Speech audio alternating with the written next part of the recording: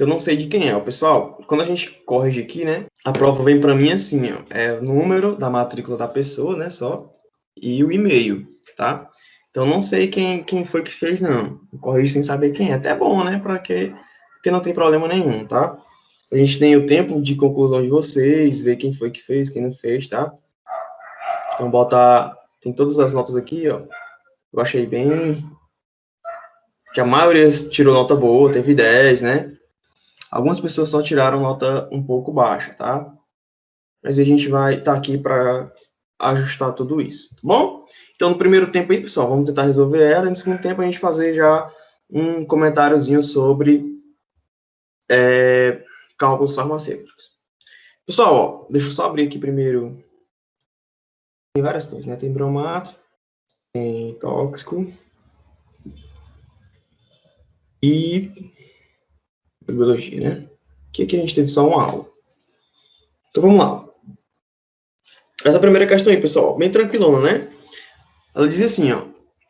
O paradoxo francês é uma condição fisiológica adquirida culturalmente por aquela população, tá? Explique o que significa esse paradoxo em relação aos limites funcionais. Pessoal, nesse sistema de prova agora, a gente deixa aqui mais aberto. Ó. Então, são questões para você explicar, explanar seu raciocínio. Então, a gente espera de uma resposta, assim, mais completa possível, né?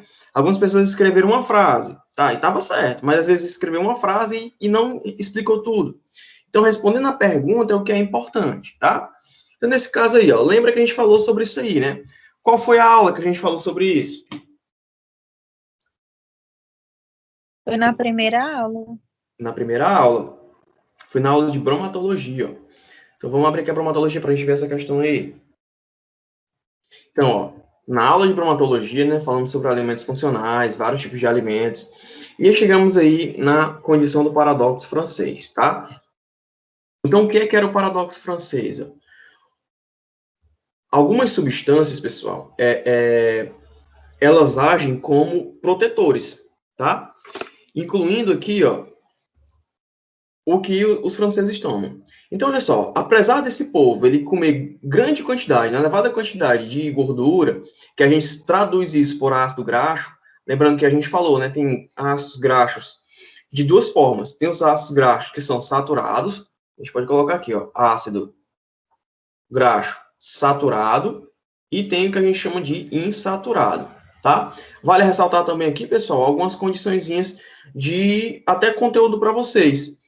Me responda aqui uma pergunta. Qual é a diferença aqui, ó, de ácido graxo para ácido graxo insaturado? Saturado para insaturado. Alguém já ouviu falar? Alguém sabe?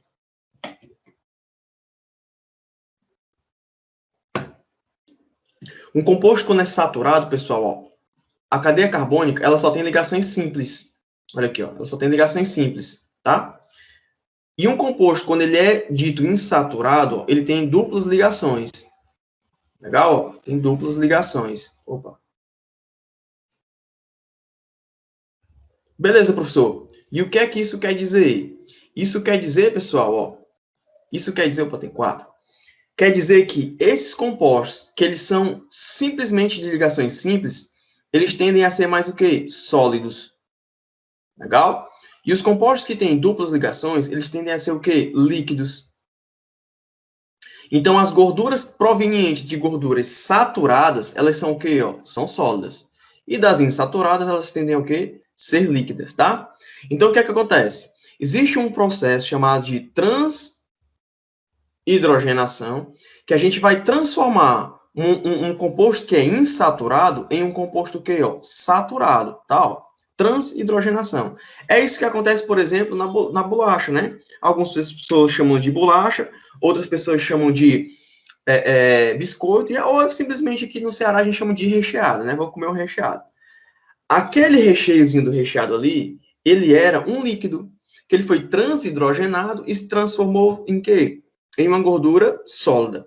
Beleza, professor. E qual é a diferença disso? É que a gordura que é saturada, os ácidos graxos saturados, eles são mais prejudiciais para o nosso organismo, incluindo aí a circulação sistêmica e o coração, né? Então, os nossos AVC, infarto agudo do miocárdio, Todo esse problema de gordura no sangue, como placas aterocromatosas ou aterosclerose, eles são formados basicamente pelo quê? Pelos ácidos graxos saturados, legal? Então, eles são mais prejudiciais aí para a nossa saúde.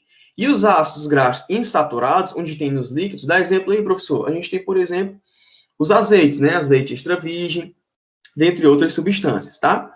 Então, eles são mais saudáveis para nós. Então, eles fazem até com que nosso organismo se torne mais limpo, né? Então, a gente sabe que o ácido graxo insaturado, como, por exemplo, o azeite extra virgem, o azeite virgem, eles fazem uma limpeza das gorduras ruins do nosso corpo. É tanto, pessoal, que a gente tem, ó, dois tipos de colesterol, né? O que a gente chama de colesterol ruim, ou LDL, e o colesterol bom, ou LDH, tá? Ou HDL, certo? Os colesteróis aqui, ó, LDL, eles são de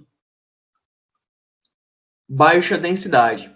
Por ser de baixa densidade, eles ficam muito pregados nos vasozinhos. Ali ele vai formar o que a gente chama de aterosclerose, tá? E o HDL não. E o HDL é justamente o oposto, né? Ele tem alta densidade, então ele vai aqui meio que limpando ali das gorduras ruins. Os franceses, eles se alimentam muito de ácidos graxos saturados, ou seja, de gordura ruim, tá? Eles formam aqui, ó, placas aterogênicas, tá? O problema é que esses caras, eles têm baixos índices de doenças cardiovasculares. Mas por que isso acontece? É justamente esse paradoxo que os cientistas explicam. Algumas substâncias contêm o que a gente chama de polifenóis, né? Como a gente falou na aulinha nossa primeira, tá?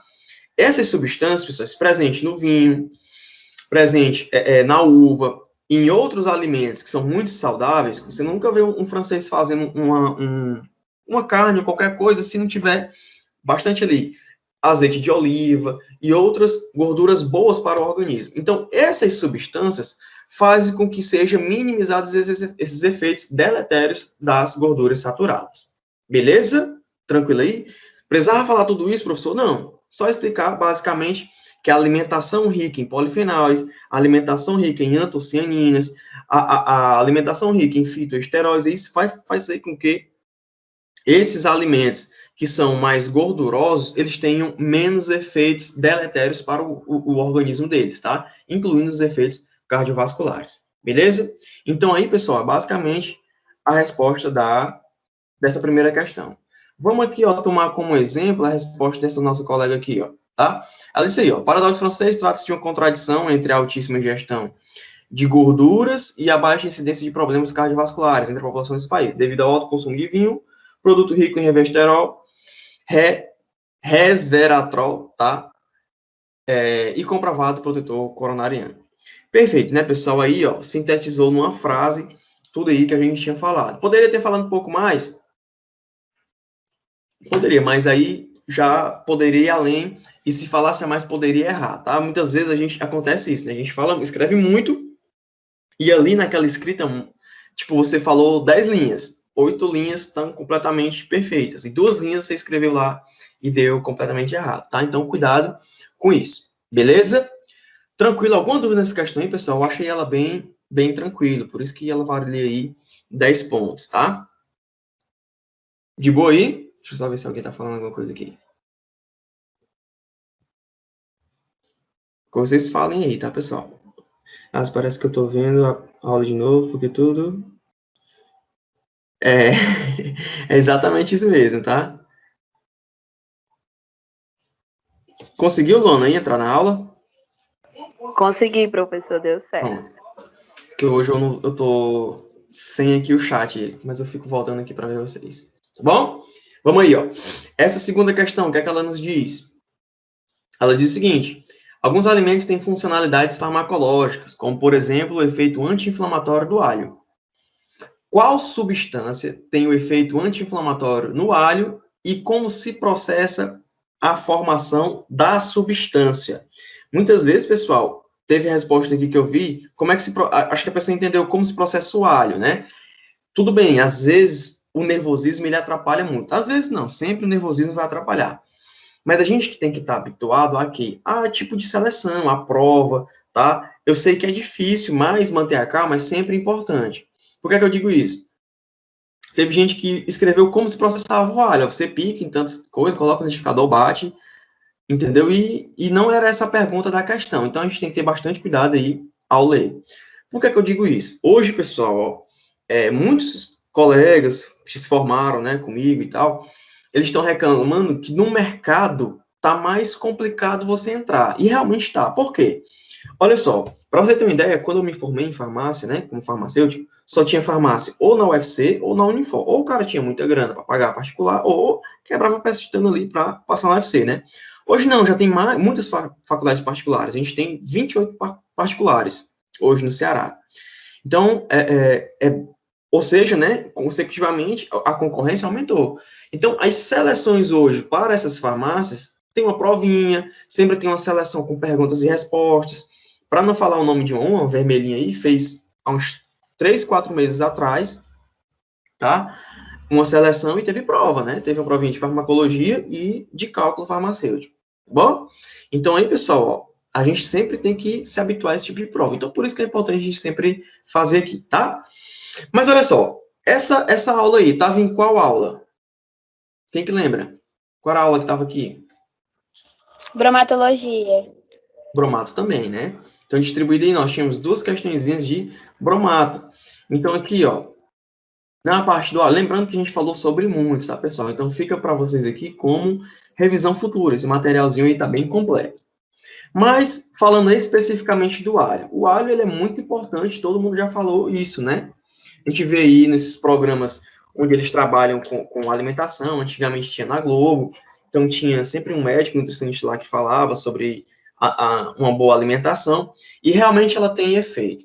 Muita gente, pessoal, não considera, não é que não considera, meio que não acredita, mas muitas vezes, o não acreditar nesse tipo de substância, eu relaciono com a falta de informação, com a falta de estudo. E não vou longe, não. Alguns colegas de faculdade, né? Sempre que a gente faz assim, algum trabalho onde você vai explicar chás e alguns alimentos funcionais, alguns dizem assim, eu não acredito nisso não. Aí todo mundo olha para mim, você vai lá explicar agora, explica aí, por favor. E a gente vai e realmente explica, né? Mostra artigos científicos que o cara provou que realmente essas substâncias têm efeitos fisiológicos, tá? Elas realmente causam isso. Qual é o problema? Pessoal, vai ter uma disciplina mais na frente de vocês, que é uma disciplina de fitoterapia, tá? Na verdade, são algumas aulas dentro de outra disciplina. Que lá a gente vai falar, por exemplo, como faz chá. E a forma como você vai fazer esse chá vai implicar diretamente na funcionalidade dele, entendeu? É óbvio que você falar isso, né, para uma pessoa que já tem uma cultura de fazer de um jeito, vai ser difícil. Então, por exemplo, dentro de casa, né, você vai ensinar a sua mãe e tal, ela sempre vai dizer que você está errado, né? Mas nós temos 2 tipos, por exemplo, de fazer chá. Nós temos a decocção, nós temos a infusão. Qual é a diferença, professor? Mais especificamente a gente vai ver na frente, mas só para falar por cima, porque eu já citei. A decocção, pessoal, é aquela em que você vai colocar a planta dentro, parte da planta dentro da água, fervendo, e deixar ali ferver por alguns minutos. A infusão já é diferente. Você vai ferver a água... Tu falou isso daí, não foi, Alberto, falei. também? Pronto, falei também. Exatamente, falei mesmo. E a infusão a gente faz o quê? Pelo maneiro contrário, né? Eu também disse isso, não lembrava que eu tinha falado. Agora eu lembrei. Que você coloca a água fervente em cima e deixa por um tempo. Isso aí, professor, tem diferença? Tá bom, tem. eu achei aqui. Olha aí, perfeito. É tanta aula que você esquece do que você fala, né? Pessoal, alguns compostos, eles são o quê? Ó, voláteis. Por que é que a gente pica? O alho nem tanto. Mas, por exemplo, por que a gente pica a cebola, tá? Corta a cebola e a gente chora? Quem que sabe aqui? Emoção, professor. É pela acidez, não é não? É por causa dela? Pelo quê? Pela acidez, ela é muito ácida. Ela é ácida, tá? Mas, assim, igual limão. Quando você corta um limão, você chora também, igual corta uma cebola? Não. Não, mas o limão, ele é mais ácido que a Mais cebola. ácido que a cebola, verdade. Tá vendo? O limão é mais ácido que a cebola e a gente não chora quando corta o limão, né? E aí, professor? E aí, pessoal, que esses compostos ácidos que tem na cebola, eles são muito voláteis, ó. Essa palavrinha que eu coloquei aqui para vocês. E o que é uma substância volátil, professor? É uma substância que ela tende a se espalhar no ambiente muito rapidamente e de maneira fácil, tá? Imagine aquele perfume que o seu crush aí utiliza, tá? Você tá lá na FIVEST, né? Ainda, tomara que voltemos logo. Então, você tá lá na porta da sala, aí o cara entra, ou a menina entra na portinha ali na catraca, você já sente o cheiro. Caramba, fulano de tal chegou, ó. Tô sentindo o cheiro dele, do perfume. Por quê? Porque esse perfume ele é muito volátil. Ele se espalha no ambiente muito rapidamente. É a mesma coisa que acontece na cebola. Os compostos ácidos da cebola são muito voláteis. Então, quando você corta, ali espalha no ambiente, chega no seu olho e causa ali aquela irritação, por isso que você chora, tá? Então, o que você faria para evitar isso? Colocasse um óculos. Se você botasse um óculos daquele que o cara faz solda, você não choraria, porque não entraria ali nos seus olhos. Beleza? Só que ninguém vai cortar cebola, né, pessoal, com óculos de soldar, né? Então ali você chora querendo ou não. Beleza? Então aí, ó, quando a gente fala aqui no alho, ele tem muitos benefícios, né? Ele aqui, ó, tem a prevenção do câncer, ele age como antihipertensivo, ele reduz o colesterol, e eu falei na aula também que ele age como um anti-inflamatório. Inflamatório. Só que, para ele ser ativado, para a substância ser ativada, existe um determinado processo, tá? A substância que tem no alho, qual é? É a aliina, tá? A aliina é a substância que tem no alho, tá legal? Essa substância, pessoal, ela é metabolizada por uma enzima chamada de alinase, ó. Terminou em ase, isso aqui é o quê? Uma enzima. Professor, lembra aí pra gente o que é uma enzima? Enzima é uma proteína que vai fazer a conversão de uma substância em outra, tá? Por exemplo, quando a gente come carne, pessoal, é a pepsina, uma proteína que age de forma enzimática, que a gente tem no nosso organismo, que quebra ali as moléculas de carne, as proteínas presentes na carne. Por isso que a gente se alimenta, tá? De proteínas. Só que aqui a gente está falando de quê? Da alinase. A alinase, ela converte a aliina em alicina. Depois que isso acontece, a alicina se converte em compostos sulfurados, ó. São esses compostos sulfurados que causam o quê, ó? Aquela irritação nos olhos, tá? Porque esses compostos aqui, ó, eles são compostos voláteis. Beleza? Tranquilo? Então, é exatamente por conta disso aí, ó, que causa a irritação, e são esses compostos sulfurosos ou sulfurados que eles têm ó, os efeitos anticancerígenos e anti-aterogênicos, que são evitação não existe essa palavra, né? É o procedimento de evitar ali a formação de placas aterocromatosas. Beleza? Tranquilo? E aí, professor, o maior erro aqui nessa questão foi sobre o quê? Pessoal, a maioria das pessoas errou aqui, ó. Alguns disseram que a substância que tinha o efeito era a alicina. Alguns disseram que a enzima era a alinina. Outros disseram que era simplesmente a alicina que tinha o efeito fisiológico do alho, tá? Então, tiveram alguns erros aqui que se remeteram a isso, tá? E aí teve alguns descontos. Muitas vezes a pessoa, para não perder a questão toda, eu botei ali metade da questão ou 70% da questão, tá? Então, aqui eu envolvi muito. Para a gente visualizar isso aqui, é dessa forma, ó. Qual é o composto que tem no alho? A alina, tá? Essa alina, quando a gente faz a maceração, a gente ativa.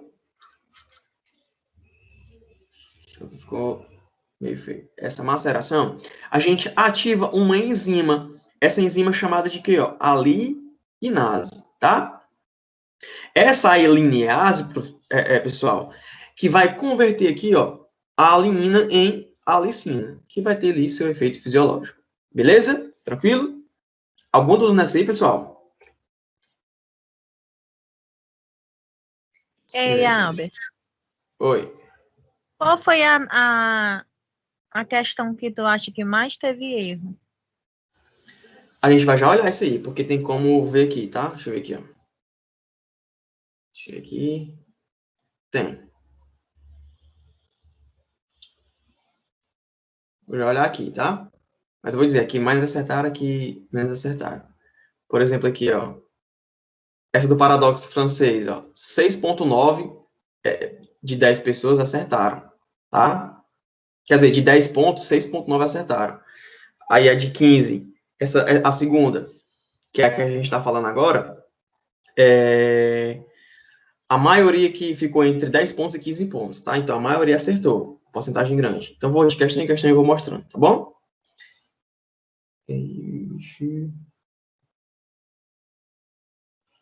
Acho que fica saindo lá, peraí.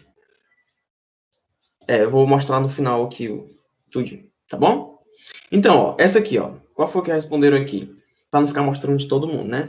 Mas aqui fica identificável. A pessoa não sabe quem... O resto das pessoas não sabe quem foi, né? Só se dizer, ó, essa prova é minha, porque essa matrícula é minha. Mas aí não digam, tá? Para manter o sigilo. Mas, Então, Alisson, oi. por que essa prova foi escolhida para ser comentada? Porque... Não, qualquer um eu vou comentar. Só porque que já tem as respostas. Mas eu posso pegar qualquer outro. Tá? Mas aqui qualquer um eu posso pegar. Vou pegar uma questão de cada. Essa outra aqui, ó.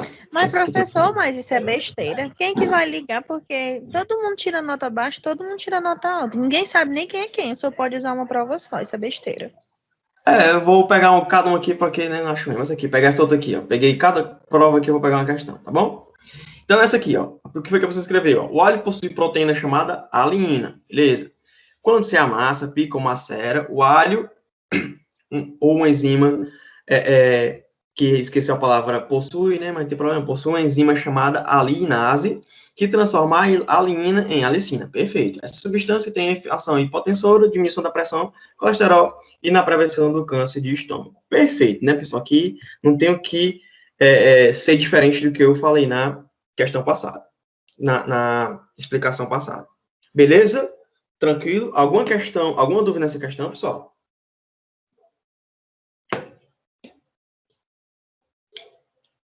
Não, né? Eu acho que essa aí tá bem, foi bem tranquila também, né? Vamos aqui para a terceira, ó. As duas primeiras eu coloquei de bromatologia, tá? Essa terceira questão aqui, ó. Deixa eu pegar outra prova. Terceira prova de hoje. Ó, essa questão. A toxicologia é o ramo da farmácia que se trata de agentes tóxicos, incluindo animais peçonhentos. Sabe-se que há no mundo inúmeros acidentes com animais peçonhentos e com medicamentos ou substâncias que podem causar prejuízo fisiológico às pessoas. Assim, é importante o estudo desse tema. Explique as fases da toxicocinética, e diferencie toxicocinética com toxicodinâmica. Aqui fica bem claro, né, pessoal, que o tema é toxicologia, né? Foi o conteúdo que a gente deu mais aulas, a gente deu 2 aulas dela, então ela teve, assim, mais questões do que as outras. E a própria pergunta diz que foi sobre ela, tá bom? Essa questão aqui, galera, ó, vamos ver lá as perguntas. Ó. Essa questão aqui também teve uma grande porcentagem de acertos, tá? Então, algumas pessoas aqui... aqui são as respostas, tá? Então, muitos acertaram, algumas pessoas tiraram nota baixa, tá? Então, o percentual de acerto foi bem grande. A média nessa questão foi de 13,1 pontos, tá? Dos 15 válidos. Beleza? Na prova que eu tava. É nessa. Cada uma faça uma prova. Então, vamos lá. Ó. Explicação geral aqui do que é a toxicocinética e do que é a toxicodinâmica. Deixa eu só botar aqui um quadrozinho branco. Vou explicar aqui, ó. Fica bem bonitinho. Então, olha só, pessoal. Nós temos, no conteúdo de farmacologia, o que a gente chama de farmacocinética. E temos o conteúdo que a gente chama de farmacodinâmica.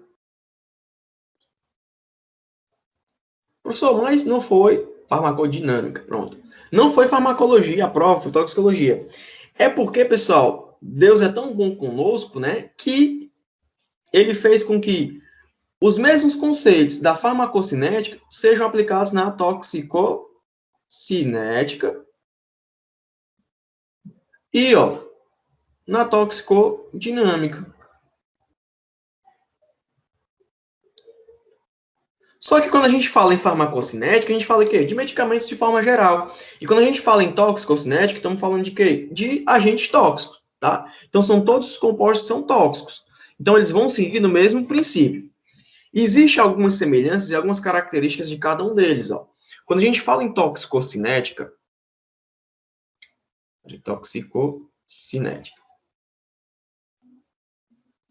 nós estamos falando em quê, pessoal? Nós estamos falando do que o medicamento, do que o organismo da gente faz com o medicamento. Ó. Então, aqui é o que o organismo faz, ó, no fármaco. Mas quando eu falo fármaco, a gente fala fármaco, droga ou qualquer substância. Beleza? Então, é o que ele faz no organismo da gente. Então, quando esse tóxico ele chega próximo de mim, qual é a primeira ação que ele tem que fazer? Ele tem que passar a ser absorvido. Então, a absorção é a primeira fase da toxicocinética, ou da farmacocinética, tá? Depois que ele é absorvido, ele precisa o quê? Ser distribuído pelo corpo. Então, a segunda fase é o quê? A distribuição. A gente falou isso, né? A distribuição. E essa distribuição aqui, pessoal, muitas vezes ela pode ser seletiva, né? Então, a gente viu, se algumas substâncias, elas são mais, elas têm um tropismo mais para o fígado, então aquela substância é o quê? É hepatotóxica, tá? Então, sabidamente, quando a gente fala aqui, ó, no paracetamol, tomem cuidado, tá? Paracetamol. Eu já vi alguns profissionais, pessoal, prescreverem paracetamol acima da dose tóxica, porque eles não têm o conhecimento de toxicidade. Então, o paracetamol, quando ele é dado em grandes quantidades, ele pode causar ali um prejuízo hepático àquele paciente, tá? E muitas vezes isso aí, pessoal, é irreversível, tá bom? Por que eu digo isso? Porque o paracetamol é uma substância que é muito acessível a gente. E a gente pode achar que ele não causa nenhum problema, e causa sim, tá? Ah, professor, e a dipirona causa problema? Causa problema também. Só que o paracetamol, ele tem um problema maior com relação ao fígado do que a própria dipirona, beleza? Tranquilo? Depois que ele é distribuído, pessoal, essa substância, ela vai ser o quê? Ó? Metabolizada. Então, a metabolização é a terceira fase de quê? Ó? Da toxicocinética, tá? Por que que isso acontece? Um tóxico, como o nome já está dizendo, ele vai causar um problema no seu organismo. Então, o seu organismo, ele vai fazer com que aquela substância ela fique mais fácil de ser eliminada. Para isso, ele vai lançar algumas reações. Ó. Então, ele vai fazer algumas reações na própria molécula. A gente não estudou isso aqui a fundo, porque isso aqui não é tão importante, não ia ser cobrado. Por isso que eu não cobrei isso aqui, tá? E essas reações, pessoal, só a título de curiosidade, elas são divididas em tipo 1 e tipo 2. As reações do tipo 1, ó, são as de oxidação, são as de redução. Legal? E as de tipo 2 são as de conjugação. Mas tudo isso aqui, ó, tudo isso aqui é simplesmente para ter uma finalidade. Deixar ela o quê? Ó, mais hidrossolúvel, tá? Porque uma substância mais hidrossolúvel, ela é eliminada mais facilmente do seu corpo, tá? Consecutivamente, a última fase aqui, ó, a gente tem a excreção. Beleza? Então, aqui a última fase, a fase de excreção. É quando a gente elimina o medicamento. E a gente viu que esse medicamento, essa droga, quando ela é eliminada, ela pode ser eliminada por vários meios, né? Várias vias, né? Como a fecal, principalmente a via urinária, mas pode sair também pelo quê? Pela saliva, pelo suor, pela pele, tá legal? Então, essa excreção acontece dessa forma também, tá bom? E na toxicodinâmica, galera, ó, toxicodinâmica é justamente o contrário, ó. Aqui é o que o fármaco, ou droga, ou qualquer substância, faz com que? Com o organismo. Quando a gente diz isso, a gente está falando em quê, pessoal? No mecanismo de ação tóxico. Legal? O que é que ele faz? Essa droga, o chumbinho faz o quê? O chumbinho, ele é um inibidor da colinesterase. Dessa forma aí, ele causa, que seu mecanismo de ação, dessa forma ele causa a sua toxicidade, né? Os benzodiazepínicos, ele tem o seu mecanismo de ação. Qual o mecanismo de ação do benzodiazepínico? Ele se liga no receptor alostérico lá, do receptor de GABA, faz com que tenha uma questãozinha dessa, né? Faz com que aquele canal de colereto entre, a célula fique despolarizada, e dessa forma, ela fique de forma inativada, tá? Então, isso aqui, ó, são os conceitos de toxicocinética e de toxicodinâmica. Beleza? Tranquilo? Deixa eu tirar um print aqui. Para botar lá para vocês.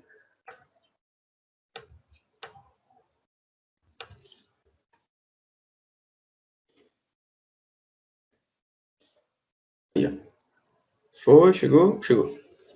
Legal? Então, vamos ver aqui uma sugestão de resposta aqui, ó, que escreveram. Botaram assim, ó.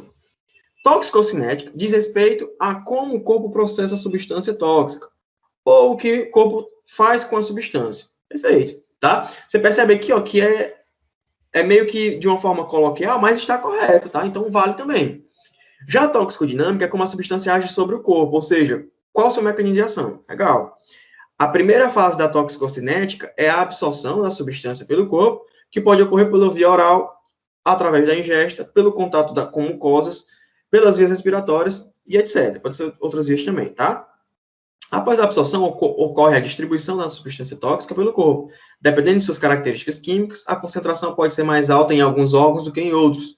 Após a distribuição, a substância passa pelo processo de biotransformação, que a gente chama também de metabolização. É a mesma coisa, tá, pessoal? Não é penalizado por isso.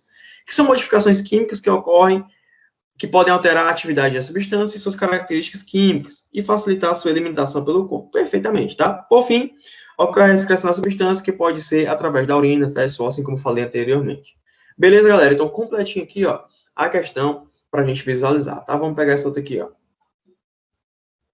Alguma dúvida nessa questão aí, pessoal? Vou pegar uma aqui que a pessoa não acertou tudo. Alguma dúvida nessa aí, galera? Se alguém tá falando coisa. De boa, nessa questão. Bem muito conceitual. E também, nas duas aulas de toxicologia, a gente falou muito sobre ela. Vamos em frente? Essa segunda aqui, ó. Que não, as pessoas não acertou toda, essa aqui, tá? Pra gente contrabalancear isso aí, ó. A quarta. No Ceará, o número de casos de intoxicação exógena supera o número de acidentes com animais peçonhentos. A gente viu também esse dado aí. Isso é muito importante, que pessoas de outro estado conhecem a gente por conta disso, tá? Por conta desse dado. O cara sabe, vixe, lá no Ceará existe muita intoxicação exógena, né? E principalmente por essa substância aqui, ó. Vamos nessa. E, sobre o tema, se sabe que a intoxicação por raticidas, e olha só, eu escrevi ali, ó, raticidas, tá? Teve gente que colocou diazepam, teve gente que colocou outras substâncias que não tinha nada a ver. Mais uma coisa que eu falo da atenção, né? Que vale muito a pena você ter o maior possível de atenção, porque pode ser que você saiba aquela questão, que eu acredito que você saiba aquela questão, ou até outras, de outras provas e tal, e que você erra ali por uma besteira. Daí isso acontece muito, pessoal, é normal, tá? Mas a gente tem que trabalhar bastante isso. Porque, olha só, se a gente for perguntar aqui na turma, tá? Tirando as provas desse semestre aqui do FVEST, tá? Qual foi a última prova que vocês fizeram aí? Vamos lá, me digam aí. Qual foi a última prova que vocês fizeram? Sim, essa daqui. Eu faço uns 2 anos no meu outro curso de administração. Olha aí. Mas não tem nada a ver com isso daqui. Vai ser outro mundo. Pois é. E mesmo assim, ó, muito tempo, né, de prova. Quem foi que fez aí mais prova? Alguém fez outras provas aí recentes? Fora do curso? Fora do curso. Eu fiz da escola. Fez qual? Da escola. Aí do colégio. Tá no colégio, Renato. Porque todo mês tem, né? E não vale, tá?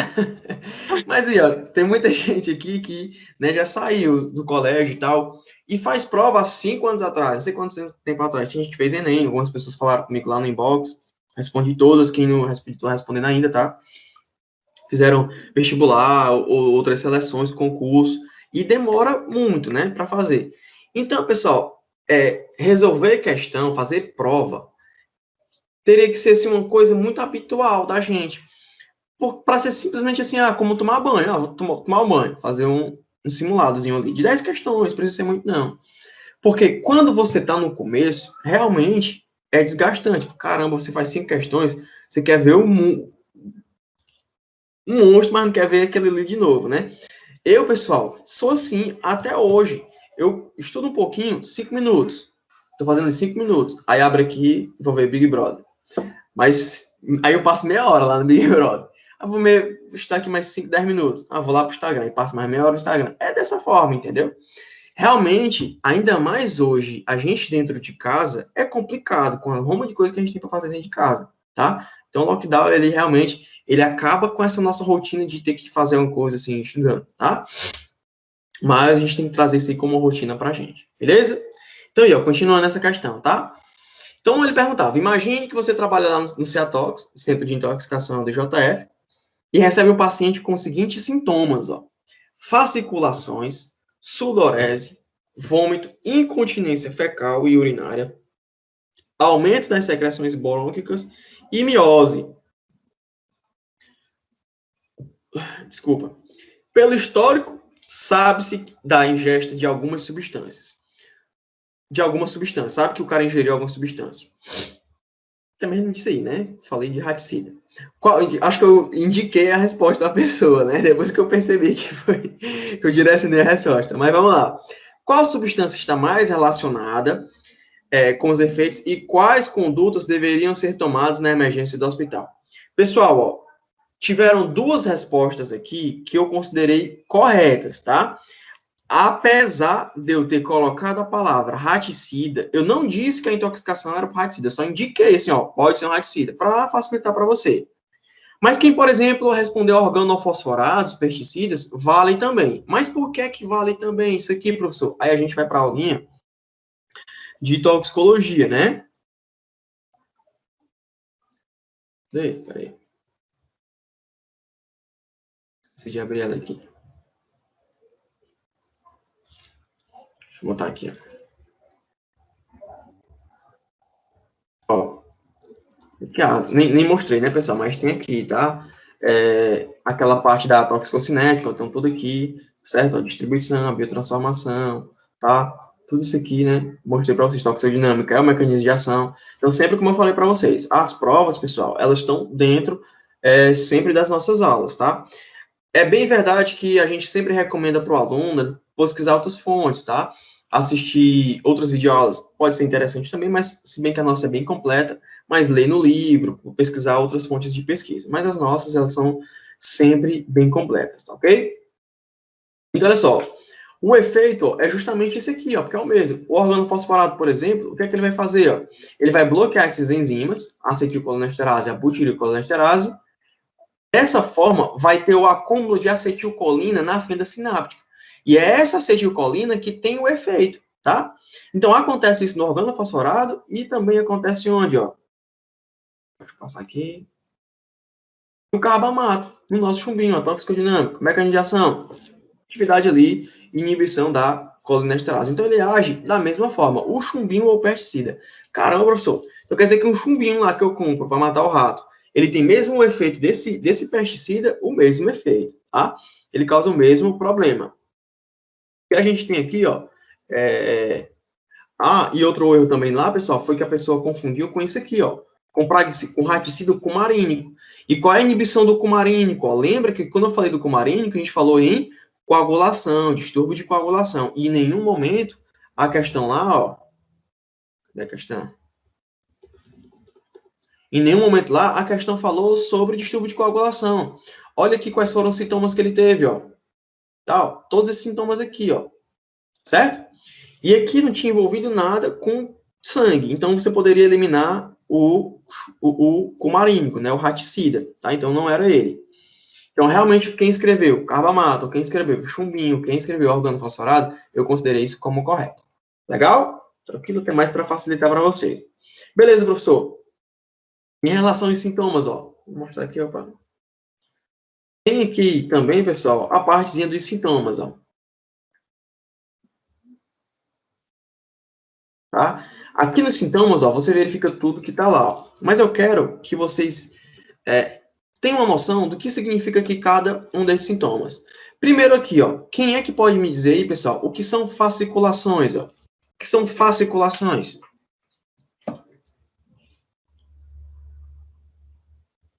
Por que eu digo isso? Você vai pegar algumas receitas e alguns prontuários para ler quando você for trabalhar na farmácia hospitalar, tá? E quando você fizer isso, vai estar lá fasciculações, tá? Obviamente, pessoal, você vai pegar o dicionáriozinho lá no seu celular e vai ver o que é que significa, tá? Mas é bom já ir treinando isso. Então, o que são fasciculações? Fasciculações são tremedeiras no nosso músculo. Mas por que acontece isso? O que é que está em grande quantidade na fenda sináptica? Acetilcolina, né? A gente inibiu a enzima que degrada a acetilcolina. Então, está aumentando a acetilcolina. E esse excesso de acetilcolina na fenda sináptica vai fazer com que aquele músculo seja muito ativado. Por isso tem o quê? Aquelas tremedeiras, tá? Aquela tremedeira normal. Que a gente chama isso de quê? Fasciculação. Legal? A sudorese é sudorese, né? Normal. O vômito também, é fácil a gente saber. A gente tem incontinência fecal e urinária. E aumento de secreções brônquicas. Todos esses sintomas, pessoal, ó, o que é que a gente vai ter que ter na mente a partir de agora? Fixação. Quando você tiver sintomas em que vai aumentar as secreções, seja pela boca, seja pelo ânus, seja pela pele, a gente está falando de uma intoxicação o quê? Colinérgica. Então, sempre que a acetilcolina ela tiver em grande quantidade no nosso corpo, a gente vai ter esses tipos de sintomas. Sintomas que vão liberar muitas substâncias do nosso corpo, tá? Muitas secreções do nosso corpo. O cara vai suar muito, ele vai urinar muito, ele vai ter incontinência fecal, tá bom? Então, tudo isso aí acontece, você pode remeter diretamente à intoxicação colinérgica, tá? E, por fim, aqui a miose. O que é a miose? A miose é aquela condição, deixa eu mostrar aqui para vocês. Tem lá, aqui, ó.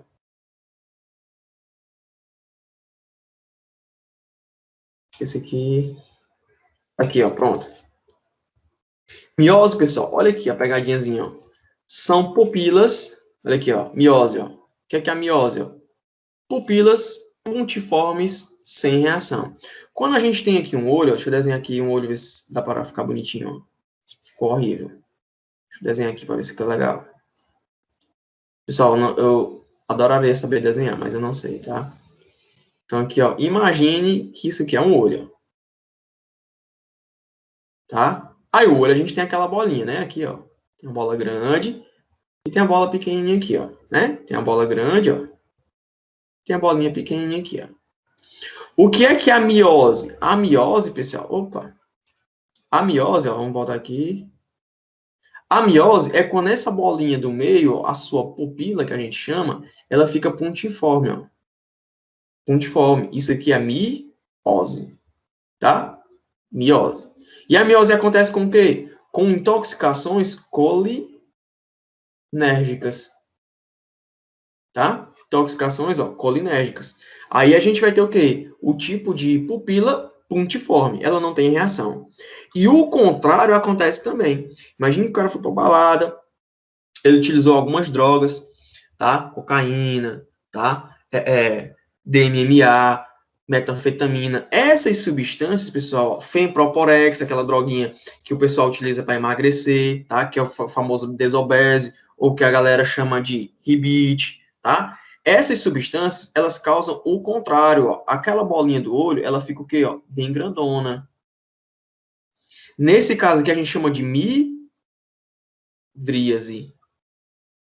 Tá, ó, midríase, tá? Aqui, ó, é o contrário, é anticolinérgico.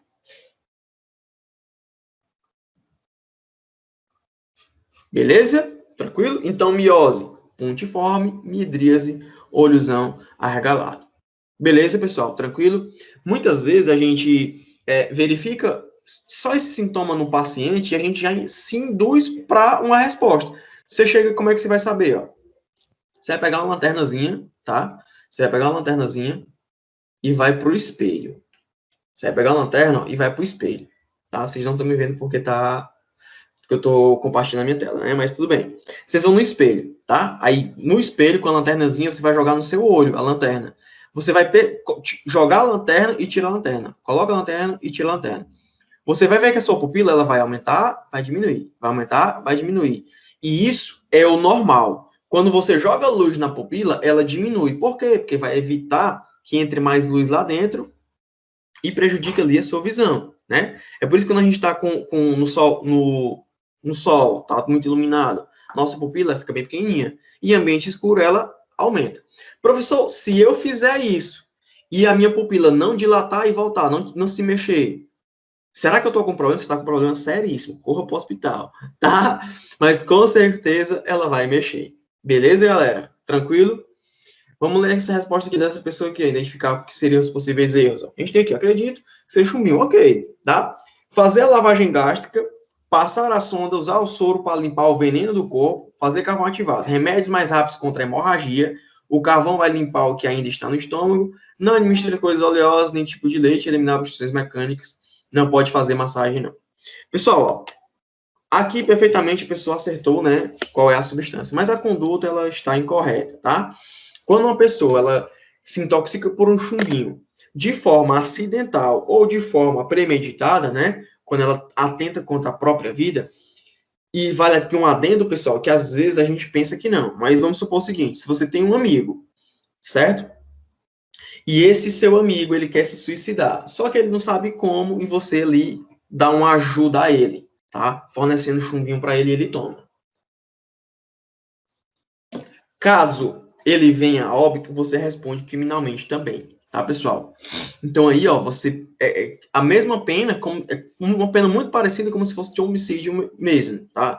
E dependendo de como foi, né, como você achou, porque tem as qualificações, você pode ali se encrencar bastante. Porque tem gente que não, né? Não, eu só dei para ele, não fiz nada não e tal, porque eu já peguei caso assim, tá, no JF, e que foi muito prejudicial para a pessoa, tá?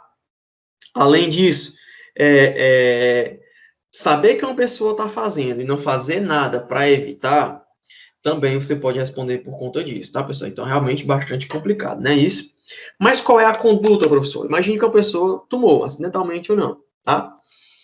Quando ela começar a apresentar esses sintomas aí, a pessoa já dá um momento mais grave.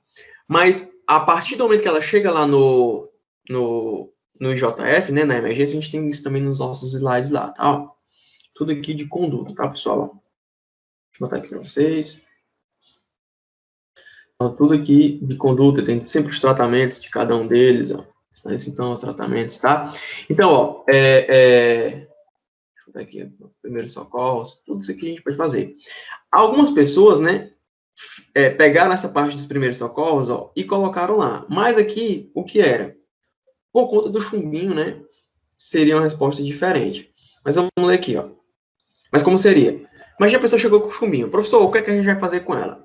Primeiro caso, o que é que a gente tem que fazer? Uma lavagem gástrica, tá?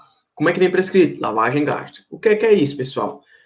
O técnico de enfermagem, ele passa uma sonda nasogástrica nesse paciente e, por essa sonda, ele coloca soro fisiológico. Ele coloca 1 litro de soro fisiológico, retira, dependendo da prescrição. Às vezes 1 litro, 2, 3, depende da extensão da intoxicação. Então, ele faz essa lavagem, ele retira tudo que está ainda ali no estômago, tá? Só que não tem como remover tudo.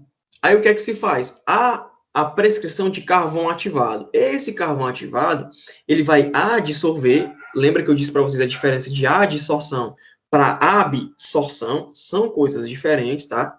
A absorção é meio que líquido, a adsorção ela vai ficar dentro do material. Então, ele vai adsorver, certo? Então, essa é a conduta. Além disso aí, o cara vai tomar o quê? Alguns anticolinéticos. Não precisava colocar isso não, pessoal. Anticolinéticos não precisava não. Mas aí, carvão ativado e até lavagem gástrica era importante. Então, nesse caso aqui, ó, não há remédio contra hemorrágicos. Se você der alguns medicamentos anti-hemorrágicos para a pessoa, possivelmente ela vai piorar, tá? Ela vai piorar naquela situação ali. Outra, tá? Não tem como você ter obstrução de vias nessa situação. Você não tem o que fazer massagem porque a intoxicação ali, ela é o que, ó, exógena, tá? O cara ingeriu alguma coisa e ele coloca aqui, ó, houve a ingesta. Então não tem o que fazer, né? A questão aqui de massagem, muitas pessoas escreveram isso, tá? Então a conduta para algumas pessoas realmente foi complicadinho. Então por isso aqui. Ei, Alberson. Oi. No caso aí dessa pessoa, né, que ela colocou que acredita que é chumbinho, e ela falou fazer a lavagem gástrica, passar a sonda e passar o soro e fazer o carvão aditivado. Até aí estava certo. Errou quando foi o Como colocou lá. Lembra que eu falei que foi? Isso, exatamente. Lembra que eu falei no Errou começo. só isso aí. Errou. Ó, se a gente fosse avaliar aqui, tá errado o quê? A forma como colocou, né? Não existe remédio para hemorragia. Não tem a ver substância oleosa. Não tem obstrução mecânica e não tem o porquê de fazer massagem. Foi o que eu falei no começo da aula, né? Aqui da resolução. Às vezes a resposta é 10 linhas. A pessoa escreve perfeito 10 linhas, 8 linhas. Aí nas 2 linhas ela desfez tudo que ela escreveu anteriormente. Entendeu? Então é por isso que eu peço para você tomar cuidado quando você for escrever uma resposta, que tipo assim, você pensa, não, eu vou escrever o máximo de coisas que eu puder aqui. O problema, pessoal, é que você pode escrever errado. E muitas vezes, o que você escreve depois, no segundo parágrafo, pode desdizer o que você diz. Aí tá tudo errado. Entendeu? Então, realmente, você pode perder ponto por causa disso. Imagine que cada questão aberta que você faça é como uma redação. Se você for fazer uma redação, tá? No Enem, ou qualquer vestibular, ou qualquer seleção, uma redação, da Pague Menos. Tá lá na redação da Pague Menos. Quanto é a sua nota inicial naquela redação? É máxima. Então, à medida que você vai escrevendo, você vai fazendo o quê? Perdendo pontos. Então, as questões que são abertas, aquelas questões são o quê? São máximas, tá? Você vai perdendo ponto à medida que você vai escrevendo o quê? Coisas erradas. Se não escrever nada, obviamente dá errado, né? Assim como na redação. Mas se você escreve uma redação, em teoria você tem o quê? 100% dos pontos. Você vai só perdendo, entendeu? É por isso que quando você pega a correção de redações, tem lá menos 4 pontos por erro gramatical, menos 5 pontos por conta disso, menos 5 pontos por conta disso. Não vou fazer isso aqui, pessoal, que eu não vou também, né, corrigir erros desse tipo aí, que eu quero saber se você entendeu ali aquele conteúdo. Beleza? Tranquilo? Alguma questão, alguma dúvida nessa questão aí, pessoal? Passa aqui, ó, mais outra prova. De boa essa aí? Ó, essa questão aqui, ó, que a pessoa errou completamente, tá? Resolver ela aí. Tranquilo aquela lá? De boa? Essa quinta questão também é de intoxicação, agora por medicamentos, tá? A gente dividiu bem direitinho.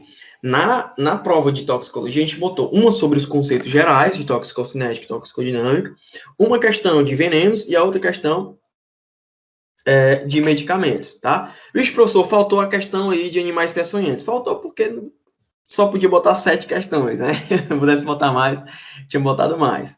Eu tinha muita questão para fazer, tá, pessoal? Mas olha só essa questão aqui, ó. Também acontece muito, todo dia isso aqui acontece. Às vezes, a gente sabe o que o cara quer, só que a gente não entende a pergunta. A gente sabe a resposta, mas não entende a pergunta. E muito cuidado. Obviamente que é uma prova que não deveria ser pesquisada, seria só pelo seu material que você escreveu, mas muita gente vai para o Google e erra completamente, galera. Tem algumas perguntas, algumas respostas que você claramente questões, não estou dizendo que é essa, tá? Mas algumas, claramente, sim, você vê algumas palavras que são gugais, né? E que vêm errados, porque ele vai em outro contexto, entendeu? Então, muita atenção a isso. Então, essa aí, ó. Suponha que você trabalha na UPA, tá? UPA por quê? Porque a UPA é o local de primeiro contato com esses pacientes. Quando um paciente chega no IJF, das duas, uma. Ou ele já conhece como é que é o sistema, hoje vocês, tá? Se vocês forem picados por algum animal, se vocês tiverem alguma intoxicação assim, vocês já sabem que tem o ciatox no IJF. Mas quando não, você tá desse jeito, o que é que você faz? Você vai para a UPA, entendeu? Então, da UPA, ele trata lá. Se não der para tratar lá, o que é que ele faz?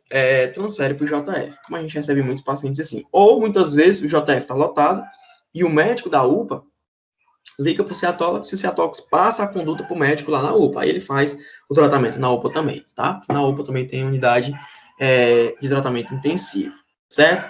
Vale também um adendo aqui, pessoal, que muitas vezes a gente vai para a UPA, né? E a gente sai esculhambando todo mundo. Eu digo isso por quê? Porque vocês vão ser profissionais de saúde daqui a algum tempo, alguns meses, alguns aí, 1 ano e pouco, né? E vocês vão ter muito estresse. Por que esse muito estresse? Vão ter muito estresse porque a população em geral não entende como acontece os serviços. Muita gente chega na UPA para se consultar. Chega na UPA lá e tal, recebeu a fitinha verde, entendeu?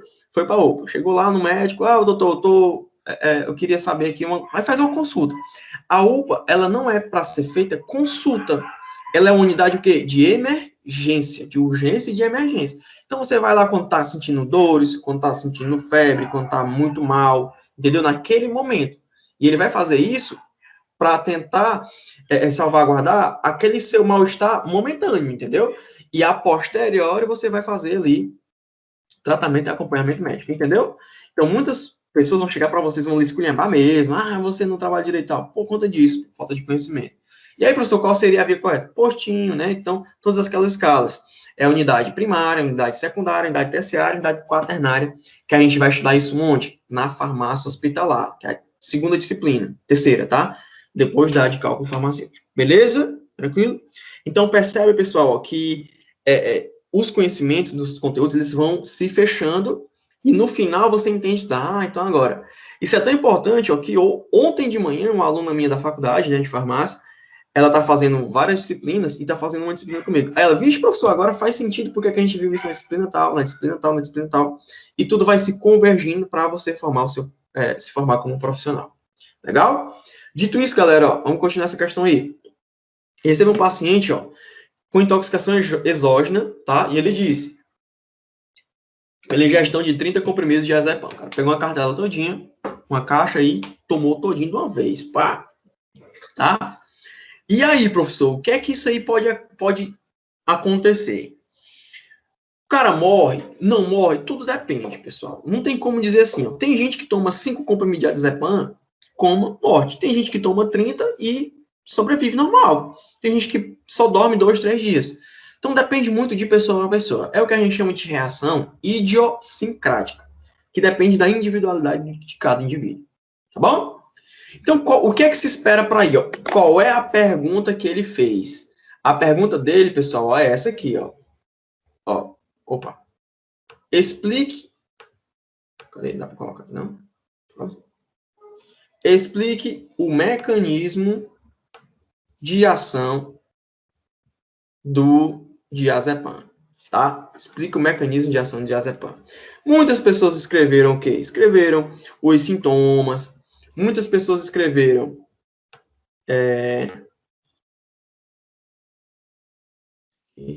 muitas pessoas escreveram os sintomas. Muitas pessoas escreveram a conduta clínica, tá? Mas, na verdade, o que é que a gente queria? A gente queria a toxicodinâmica, certo? Toxicodinâmica é o mecanismo de ação, né, pessoal?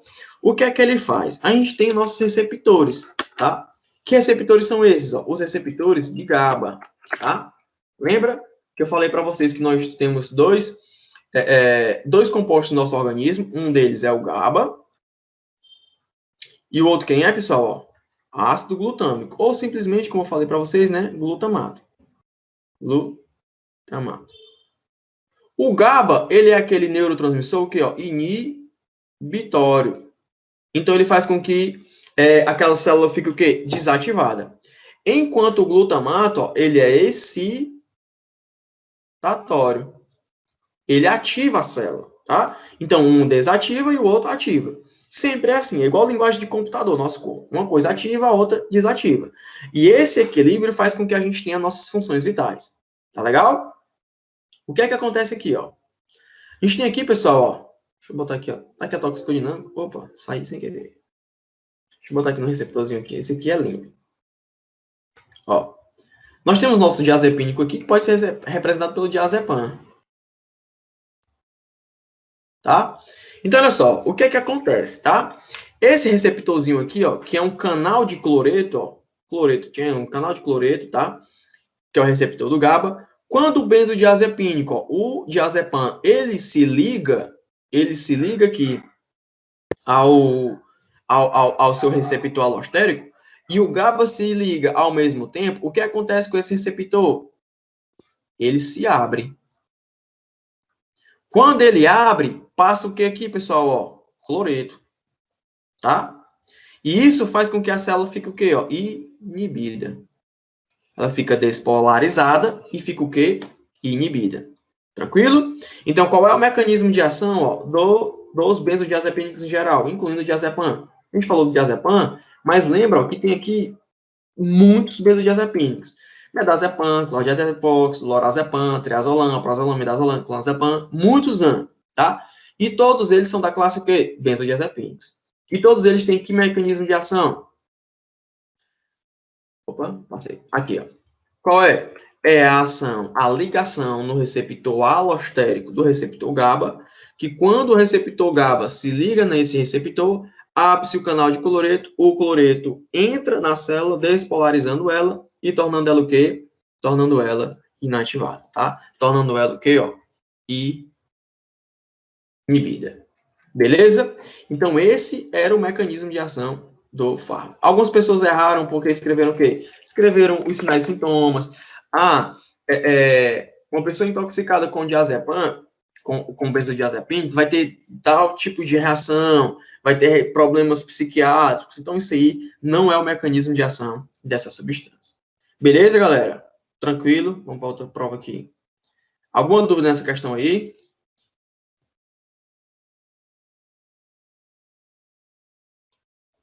De boa? Vamos para essa outra aqui, ó. Sexta questão, então. Deixa eu ver se falaram alguma coisa. Não.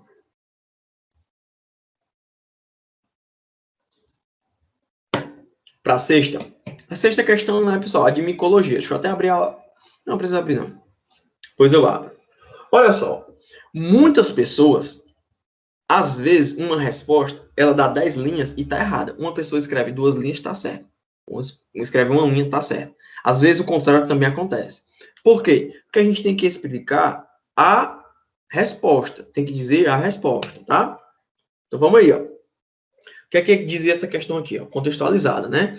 Micologia é a ciência que estuda os fungos, como a gente já viu, né? Há no planeta uma grande diversidade fúngica, incluindo fungos usados na indústria alimentícia, na ornamental e fungos ditos patogênicos, certo? Então, os fungos, pessoal, realmente, né, como a gente falou nas aulas, ele tem uma diversidade biológica muito grande, tá? A gente pensa que fungo é só aquilo que causa doença, desculpa. Não é, só aquilo que é se alimenta, não é. Tem cara que utiliza fungo para colocar no jardim, entendeu? Bota lá porque acha bonito. Isso existe, tá? Principalmente na cultura asiática. Embora um fungo pertença à microbiota normal do ser humano, como a gente tem, por exemplo, cândida nos órgãos genitais, a gente tem outros tipos de fungo também, tá certo? Professor, por que não causa problema pra gente? Porque o nosso sistema imunológico, ele é ativo. Então, ele debela esse tipo de infecção.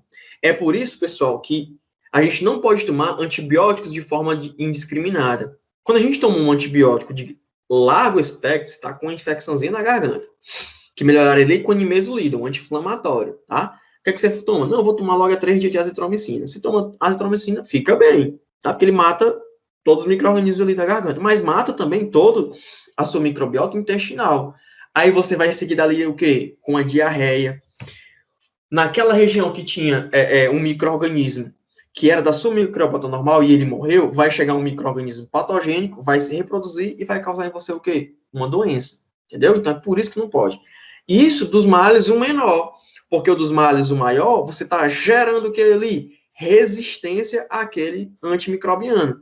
Então, outra vez que você precisasse, por exemplo, mais efetivamente daquele antibiótico, ele não pode ter ali a sua eficácia em 100%. Então, você toma, possivelmente a infecção debele, aí gera o quê? A resistência, e aí fica muito mais difícil o tratamento. Beleza? Então, continuando aí, ó. Não causa sempre a patologia, né? Eles podem ser considerados potencialmente patogênicos ao ser humano. Assim, os fungos utilizam de mecanismos evolutivos, a gente falou muito sobre a evolução dos fungos, as características físicas dele, mostramos vídeos, o que é que eles fazem, para se perpetuarem no ambiente, tá? Para perpetuar aí a sua espécie. Explica o principal mecanismo utilizado pelos fungos para se espalharem pelo meio ambiente, tá? E perpetuar essas espécies. Pessoal, existem algumas sugestões de respostas aqui, ó, tá? Mas o que é que acontece? Olha aí, ó. Eu vou ler essa resposta aí para vocês. Os fungos são organismos uni- e multicelulares, heterotróficos, faltou aí, ó, por absorção, e que se reproduzem de forma sexuada ou assexuada, principalmente por meio de produção de esporos. Pessoal, é uma síntese perfeita essa resposta. Porque, olha só, imagine o seguinte, Quais são os mecanismos que nós, seres humanos, temos para perpetuar a nossa espécie? Me diga aí, ó, como é que eu faço para perpetuar a minha espécie? Me responde aí alguém.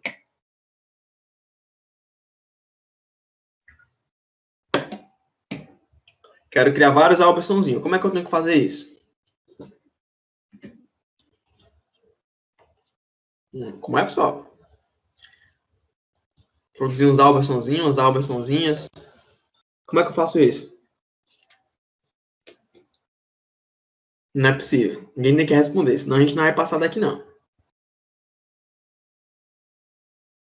Como é? Albson, repete de novo, hein? Como é que nós, seres humanos, fazemos para perpetuar a nossa espécie? Reprodução sexuada. Reprodução. Eu tenho que me reproduzir, tá? Eu tenho que procurar um sexo oposto, ter meus descendentes o quê?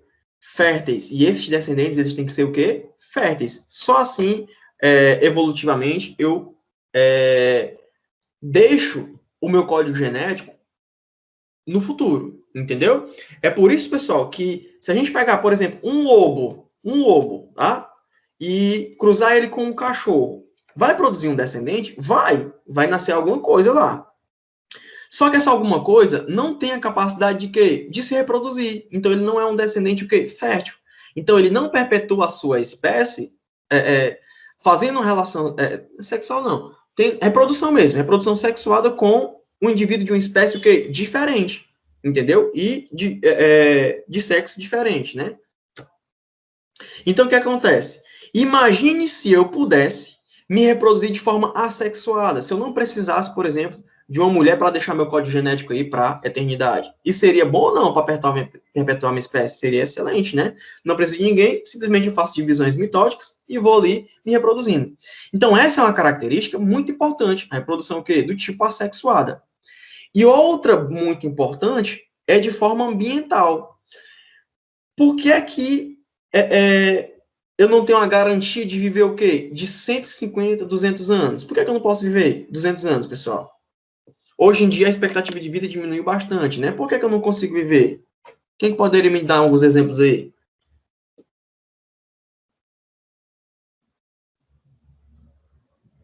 Alguém? Tá vendo que questão muito Eu de não se tô pensar? entendendo nada, tá saindo tudo cortado. Tá sendo cortado. Tá cortado para mais alguém, pessoal? A Acho Pamela que foi a minha aqui. internet. Tu tá no 3G ou tá no Wi-Fi? No Wi-Fi, só que as meninas mexeram, aí tá um pouco ruim, mas eu não tô entendendo tudo travado. Então com certeza tua internet. Tem mais alguém assim, pessoal? Não? Boa? Então é a tua internet mesmo, viu, Pano? Como o Zeca disse, né? Quando você for fazer prova, principalmente em prova, manda todo mundo desligar os Wi-Fi de celular e tal, para não vacilar. Teve gente, pessoal, que perdeu prova, tá? Teve outros problemas, mas a gente resolveu todos, entendeu? Sempre no dia de prova, a gente tá lá online, de prontidão para esses problemas. Mas, enfim, voltando aqui, tá? Então, olha só, porque eu não vivo 150 anos porque o meio ambiente, ele afeta diretamente em mim, tá? Então, ele causa problemas em mim. Então, não tem como eu proteger o meu corpo da poluição ambiental, tá? De um assassino da esquina, de um ladrão, das coisas da vida normais, certo? Já os fungos, eles têm uma característica que faz com que o seu organismo, ele se proteja do meio ambiente. E que característica é essa? É a produção de esporos. Então, ele produz esporos e se protege. É por isso, pessoal, que a gente tem que utilizar o álcool 70%, porque é o único que chega ali no esporos, e alguns nem conseguem entrar, entendeu? Alguns esporos resistem ao álcool 70%. Então, essa é uma característica muito importante para a proteção de corpo. A outra é ele ter seres que são o quê? Uni e multicelulares, tá? Então, tem fungos muito simples e tem fungos muito complexos. Muitas vezes, um muito complexo, ele se transforma num muito simples para perpetuar a sua espécie e vice-versa. Então, aí, poderia explicar aqui de várias formas essa questãozinha. Beleza? Tranquilo? Essa outra questão aqui também, pessoal, muito legal. Ela perguntava o seguinte, ó. Vou botar outra prova aqui, né? Então, a gente vai ver 7 provas hoje diferentes. Aqui, pronto, que faltou o sim. Ó, então, o que é que eu botei aqui, ó? As infecções fúngicas, tá, mais graves são quem? São as sistêmicas. Cite pelo menos uma. Não, cite pelo menos 4 das sistêmicas, tá? E escolha só uma. Então, você tinha eu fiz isso, ainda não foi muito trabalho, porque muitas pessoas falam do paracoccidioomicose, outro falou da histoplasmose, outro falou da criptococose, outro falou da candida albicans. Então, eu tive que responder cada um de forma separada. Então, várias respostas aqui foram diferentes, certo? Mas aí não teve problema, não. Eu deixei a escolha para ficar mais fácil para você. E escolha para falar um ciclo, tá? Então, pessoal, ó, pelo menos 4, né? Deixa eu botar aqui, ó. Na aula lá, para a gente responder essa pergunta aí, ó. Tá bem simplesinha também. Tava na nossa aula, tá? De micologia. Então, a gente tem aqui, pessoal, ó. Opa. As micoses sistêmicas. Então, você poderia botar aqui, ó, histoplasmose, blastomicose, criptococose, tá? Candidemia, tá? Várias delas poderiam ser utilizadas. A gente poderia, por exemplo, pegar aqui, ó, esse ciclo aqui do histoplasmose, poderia pegar o ciclo aqui da criptococose, só pegar e mostrar o seu ciclo. O primeiro, da criptococose, por exemplo, já está aqui no slide. A gente faria o quê? Os esporos, tá? Provenientes ali da região fecal de pássaros, eles vão para o ar, o ser humano inala esses esporos que caem no pulmão do paciente, tá? Até então não paciente, tá? Depois vira paciente. Depois esses esporos, eles caem na corrente sanguínea, disseminam para o cérebro e causam lá as lesões cerebrais, tá? Aí, a partir daí, começa o ciclo novamente. Então, tinha várias formas de você explicar essa forma, mas tinha que dizer o quê? O ciclo de cada um que você escolhesse. Beleza? Tranquilo, galera? Então, olha só, estamos batendo aqui às 8 horas, tá? Vamos fazer um intervalinho de costume da gente. Deu em cima na hora. E quando a gente voltar, a gente vai falar... Tem alguma pergunta, pessoal, em relação à prova? Alguma questão que não ficou bem esclarecido? Não, só a prova que é muito difícil. Muito difícil? Ah, tá. Essa foi uma das mais fáceis que eu escrevi. Tô brincando. Então, gente, ó, quando a gente voltar do intervalo, a gente vai falar um pouquinho sobre a introdução de cálculos farmacêuticos. Beleza? Tranquilo? Então, até já já.